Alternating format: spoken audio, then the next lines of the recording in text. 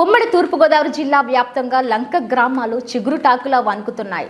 భద్రాచలం వద్ద వరద తగ్గుముఖం పడుతుంది. ఈ నేపథ్యంలో ధవళేశ్వరం కాటన్ బ్యారేజీ వద్ద వరద ప్రవాహం మరింత పెరుగుతుంది. ఇక ఇదే అంశంపై మా ప్రతినిధి సత్య ఫోన్ లైన్ ద్వారా మరింత సమాచారం అందిస్తారు. సత్య, చెప్పండి, ప్రస్తుతం వరద ప్రవాహం ఎలా ఉంది? ఈ వరద ప్రవాహం వల్ల లంక గ్రామాలు ఎలా ఉన్నాయి? పూర్తి అప్డేట్స్ ఏంటి? ఓకే శ్రీలత, గోదావరి అయితే ఉగ్ర రూపం దాల్చడంతో ఉమ్మడి తూర్పుగోదావరి జిల్లాల వ్యాప్తంగా లంక గ్రామాలు చిగురుటాకులా వణికిపోతున్నాయని చెప్పుకోవచ్చు.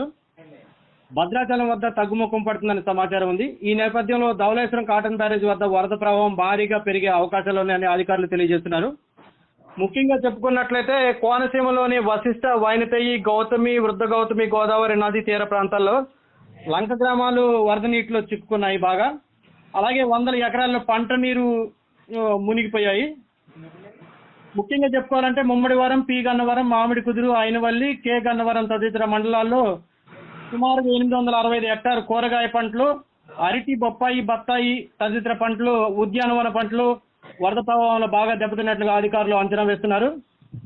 అలాగే నీటితో మునిగిపోయిన పంటల్లో ఒండ్రు బాగా ఉండటం వల్ల పంటలు కుళ్ళిపోతాయని రైతులు ఆవేదన చెందుతున్నారు. ముప్పూరు గ్రామాల్లో ఉన్న పశువులు సురక్షిత ప్రాంతాలకు రైతులు తరలించారు. వాటికి పశుగ్రాసం లేక పశువులు రైతులు కొంత ఇబ్బంది పడుతున్నట్టుగా తెలుస్తుంది.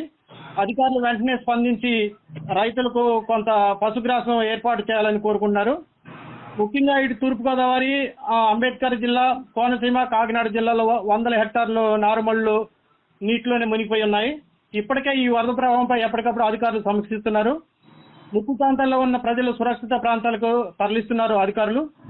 కలెక్టర్ ఆదేశాల మేరకు జిల్లాలోని వరద ప్రభావిత ప్రాంతాల్లో స్కూల్స్, కాలేజీలు సెలవులు ప్రకటించినట్టుగా తెలుస్తుంది. అలాగే ఉచిత వైద్య శిబిరాలు ఏర్పాటు చేశారు. వారికి ఆరోగ్య సేవలు కూడా అందిస్తున్నారు. ఏదైతే ఈ వరద మరింత పెరిగే అవకాశం ఉందని అధికారులు హెచ్చరికలు జారీ చేస్తున్నారు. ప్రస్తుతం ఇది ఇక్కడ ఉన్న పరిస్థితి. Okay, right. Thank you Satya.